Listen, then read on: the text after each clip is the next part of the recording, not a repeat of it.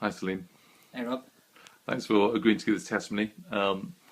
It's a testimony about your back. You injured your back. Do you want to just explain to people what happened? What did you do to your back and the kind of pain that you're in? Sure, sure.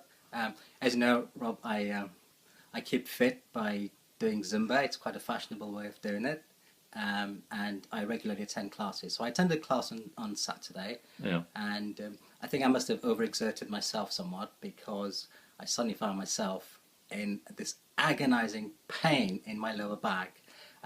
It was just a sharp shooting pain, and suddenly it came from nowhere, and it just immobilized me, and I yeah, could hardly move. So I had to stop the class. yeah. And From then on, I was just in real pain throughout the weekend. I was hunched over. I couldn't really move much, and I just struggled to move, and I was just in terrible pain. I Yeah, came to church on Sunday when I mentioned it to you, yeah, and although you'd said to me, I was in the ideal place, I didn't actually go up for prayer, but yeah, I knew I needed to, but I didn't. So I went on throughout the rest of the day in pain, yeah. quite agonising pain, And limitation of movements. I mean, how much? um, in terms of mobility, my mobility was reduced from say 10, which is normal, to probably a 2. Right. So that gives you an idea of how Yeah, immobile I became. yeah. That's a lot, actually. It's a That's lot. significant. It was, and I was in a lot of pain, really deep pain.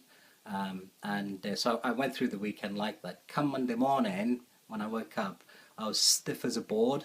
I just could not move, and the pain had increased literally tenfold. Right. You Are you know, okay? so I just thought to myself, "There's no way about it. I've got to go to the doctors. I've Yeah, got to get this seen to get some painkillers at the very least." yeah, So I arranged a doctor's appointment that very morning. I went to the doctor, and he prescribed some really strong painkillers and anti-inflammatories for me. yeah, But then I came into the church office. We had a meeting, and I sat through the meeting pretty quiet because I was in so much pain, yeah, and I just sat still throughout the meeting. But at the end of the meeting, Rob, we decided to pray for me, pray over me, pray over the injury. yeah, So you placed your hand on my back, and you started to pray for me, praying yeah, healing over me.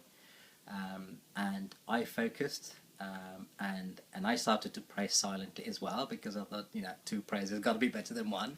And I And mean, as you and prayed, you were in agony. and I was still in agony, but as you started to pray, Rob, I just started to sense heat emanating from your hand, and traveling onto my back and spreading very slowly across my back. Yeah, Um, and This just grew and grew, yeah, and it became more intense. The heat became more intense and started to grow quite strong. I could actually feel the glow, and it was almost like, when you apply deep heat yeah, onto your skin, and you feel that immediate heat on it, but then gradually it starts to penetrate through your flesh, and yeah, you can sense that. That's exactly what it was like. It was almost like you'd rub Radiant B or Reljex on my back. I started to feel this heat penetrating through the flesh, yeah. and with that, the pain gradually started to ease, Right. and increasingly so. The pain was just reducing, the heat was increasing, and I started to feel, what, this is good. This is a good Yeah, sensation.